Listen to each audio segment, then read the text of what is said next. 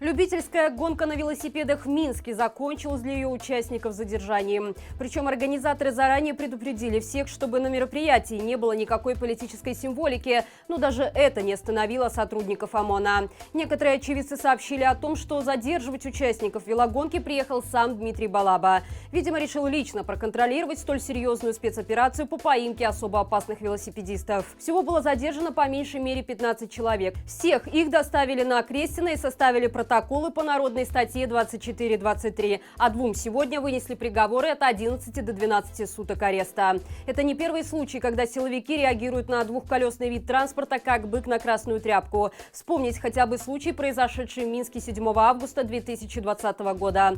Тогда десятки жителей столицы приняли участие в велопробеге солидарности. Однако такая, казалось бы, безобидная поездка закончилась для ее участников жесткими задержаниями. Были пострадавшие, некоторым приходилось даже вызывать скорую. Огромный резонанс вызвал также случай с избиением брата четырехкратной олимпийской чемпионки Дарьи Домрачевой. Мужчина просто ехал на велосипеде, ни в каких акциях протеста участия не принимал. Однако это не помешало силовикам наброситься на него и избить, после чего с многочисленными травмами он попал в больницу и даже некоторое время думал, что ослеп. Все это лишний раз доказывает, что нелегитимная власть боится всего живого на земле, потому что понимает, что ее сторонников в Беларуси практически не осталось. Беларусь стала худшей страной для жизни пенсионеров в Европе по версии финансовой компании Black Tower Group.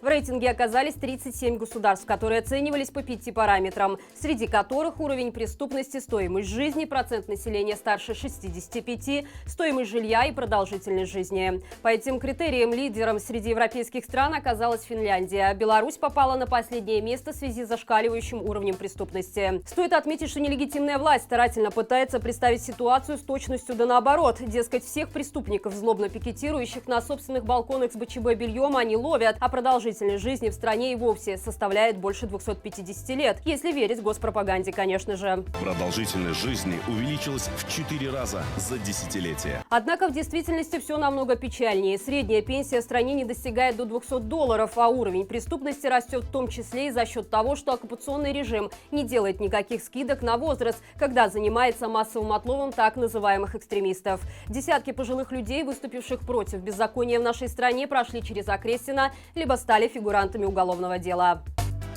Беларусь лишилась еще одного спортивного мероприятия. Международный союз биатлонистов решил не проводить в 2022 году этап Кубка мира по биатлону в Минске, который должен был состояться с 3 по 6 марта в Раубичах. Такое решение было принято в свете текущей ситуации в Беларуси. Этап, перенесенный из Раубичей, пройдет в Контиолахте. Напомним, ранее из Минска в Латвийскую Ригу был перенесен чемпионат мира по хоккею. Позже Международный союз современного пятиборья перенес из Минска чемпионат мира по пятиборью и лазерному бегу. А в марте стало известно, что республика не примет и командный чемпионат Европы по настольному теннису. Белорусский государственный университет потеряет сотрудничество с немецкими вузами. Об этом стало известно из официального письма Объединения немецких профсоюзов, направленное руководству БГУ.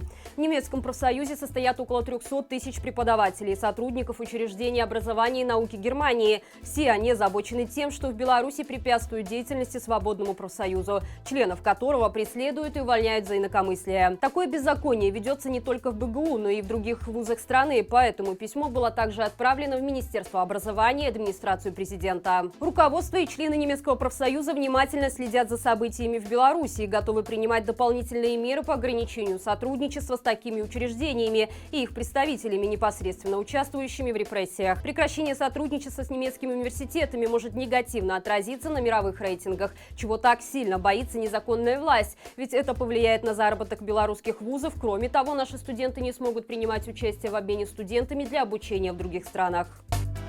Вкладчикам белорусских банков стоит начинать беспокоиться. По злой иронии, после того, как 7 мая законотворцы приняли очередной законопроект о гарантированном возмещении банковских вкладов, вопрос гарантированного возмещения встал как никогда остро. А дело вот в чем. В Беларуси существует резерв примерно в 2 миллиарда рублей, которые находятся на счетах Нацбанка и Минфина и гарантируют, что если какой-либо банк перестанет существовать, из него вернут средства вкладчикам. Важно отметить, что до недавнего времени в резерве находились реальные деньги. Однако после очередных законодательных изменений они могут быть конвертированы в облигации Банка развития, которому был предоставлен дополнительный источник финансирования из денег, предназначенных для вкладчиков.